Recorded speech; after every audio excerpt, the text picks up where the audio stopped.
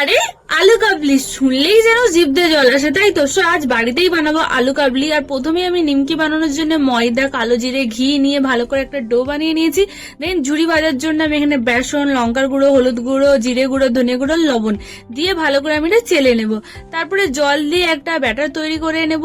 আর আজকে আলু কাবলির জন্যই করছি, তাই সবকিছু কম কম। দেন কড়াই তেল দিয়ে বাদামগুলো আগে ভেজে নেব। তারপরে ঘরের জুগাড়ু দিয়ে আমি ঝুড়িটাও ভেজে নিয়েছি, তোমরা মেশিনেও করতে পারো। দেন এখানে আমি নিমকির জন্য ময়দাটাকে ছেনে রেখেছিলাম, ওইটাই রুটির মতো বেলে চাকুতে ছুরি পিস পিস করে নেব।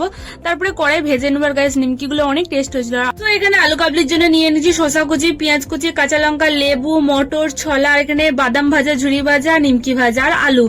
তারপরে দেবো সাদা লবণ, বিট লবণ, ধনে গুঁড়ো, জিরে গুঁড়ো আর লেবু। গাইস ভালো করে মিক্সড করে নিলেই আমাদের আলু কাবলি রেডি। আর গাইস ভীষণই টেস্টি হয়েছিল, তোমরা বাড়িতে অবশ্যই ট্রাই করো, অনেক টেস্ট। আর যদি ভিডিওটা ভালো লাগে please like, share and subscribe করে দিও। বাই।